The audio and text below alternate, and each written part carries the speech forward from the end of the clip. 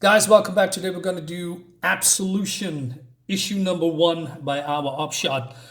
And yeah, this is a movie-like cover. I like it.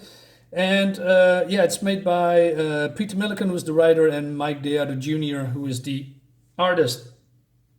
So let's dive in and see if it's actually good or not. So we begin here. So this is a woman called Nina. She is climbing, a building.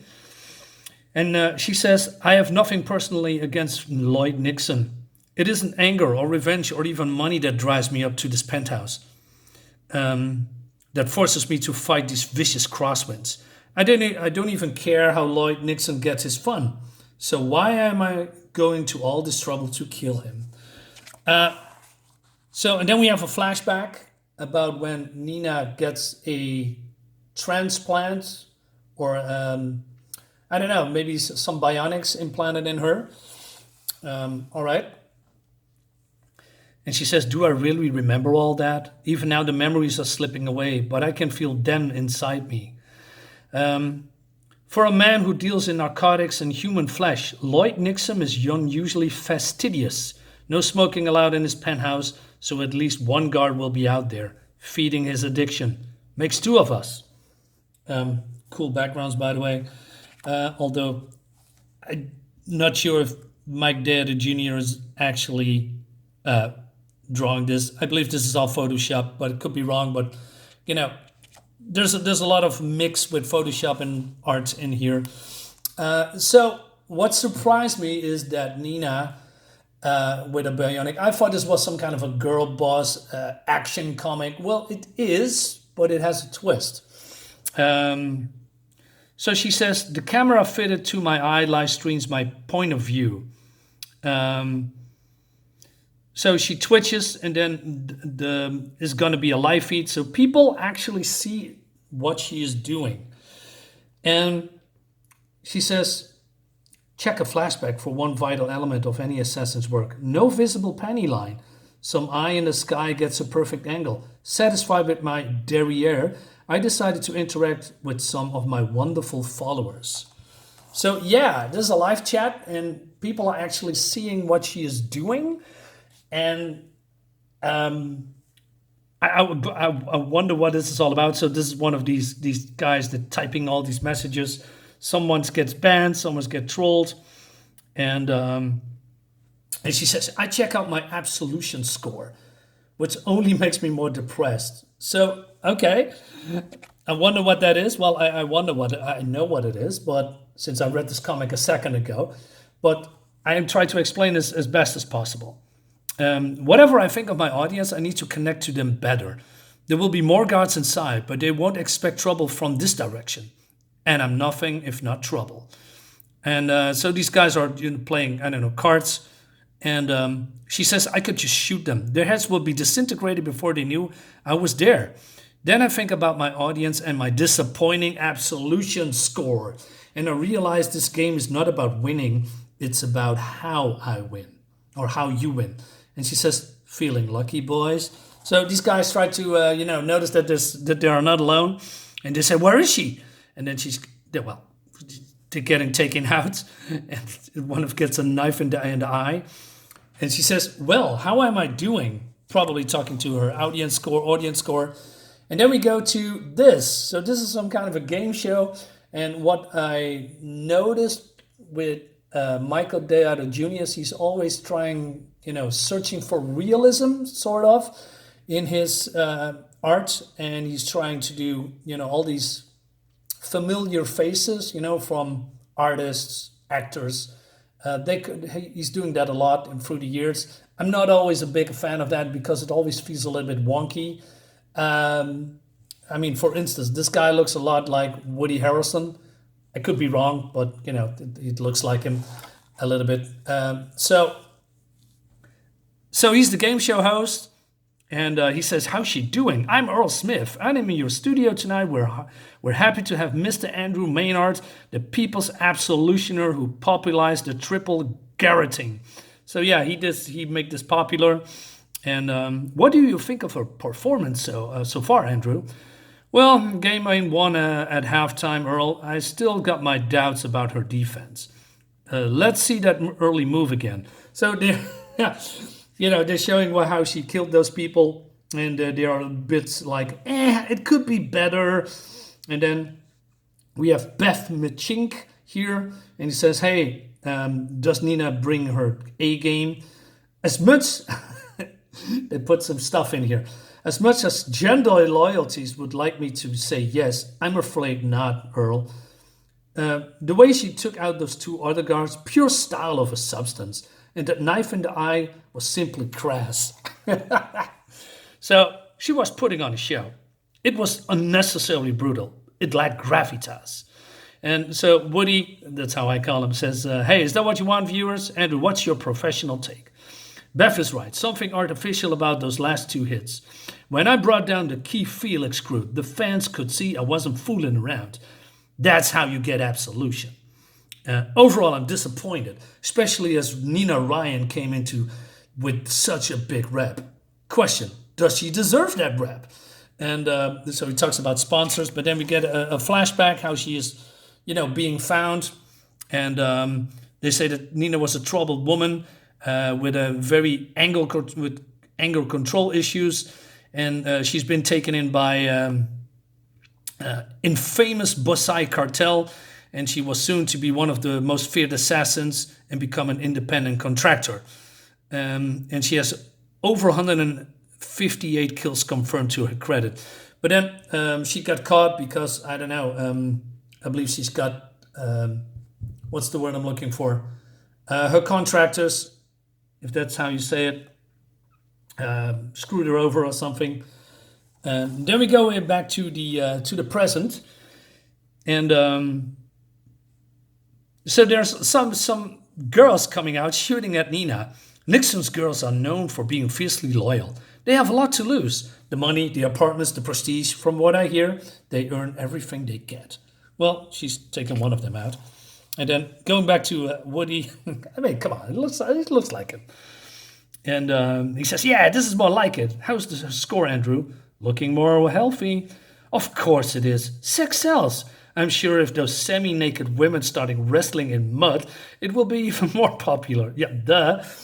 And he says the public knows what it wants. And they are talking about, being offended all the time. And well, this woman gets her hand blown off. So yeah, the shooting is still going on. And she says, I have to end this. And then all these people are in the chat, oh man, kill this.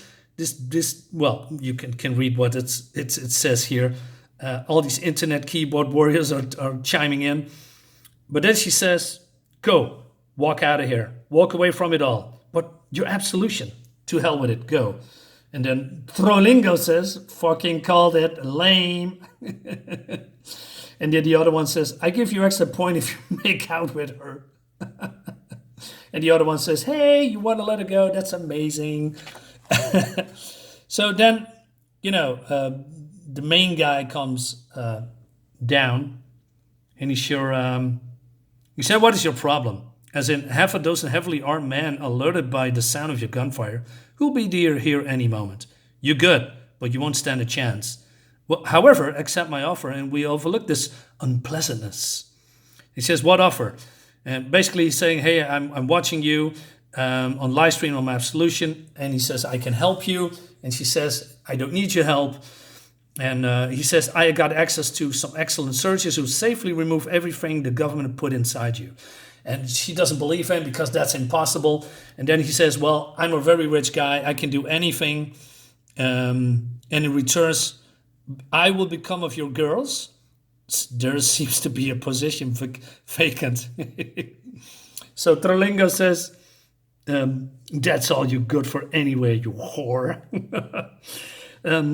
The odds are stacked against you, Nina, and say somehow you are one of the lucky ones who gets absolution. What then? People in your line of work don't usually retire with a pension. Does he have a point, he thinks?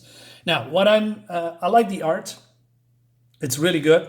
What I don't like is all these panels, but that is a Michael Deodato Jr.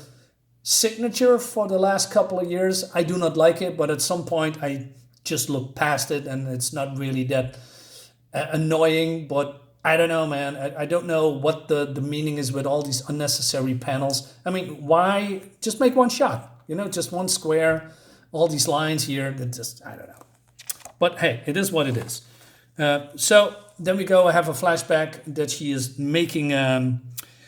Well, she made a bad call when, you know, taking a job, and she accepted a job from a client that hasn't been trusted. But, you know, the money, etc. So she's become greedy, and so she is shooting a target, but, you know, it was fake. So the police comes in, and they are, now she is on death roll. Is that how you say it? And they want her, you know,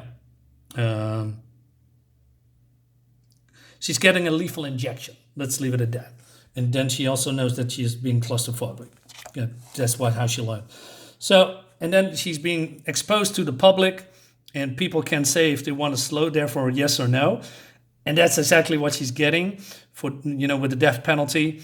A lethal injection whose deadly ingredients were designed to take a whole day to kill in extreme pain. And then she says, medical scans has found something in my orbitofrontal cortex, something that might explain my anger and my criminal activity. That might explain why I am who I am. So it seems that the government or whoever is pulling the strings give her some leeway, and she is, you know, basically it says, but the idea that the few lesions inside my skull had made me feel the way I did and commit those crimes, that made me wonder who the hell I was. I wasn't off the hook. Yet lesions or no lesions, I still kill a lot of people. That was something that had to be atoned for. So yeah, she's been given a second chance because of what they found in her brain, and then they shave her head, and if she wanted to live, she had to get absolution, and she had to do it the hard way. Then we're going back to the hero. Look at this gun. Since they moved the liaisons from my brain, I do feel a change. No more screeching monkey, no more uncontrollable rage. But I'm a different person now? Maybe. Maybe not. And she shoots him in cold blood, and all these keyboard warriors is typing, oh, you're such a tease. And then, she's trying to get away and defend herself. But she said, Lloyd Nixon was right. The odds are against me.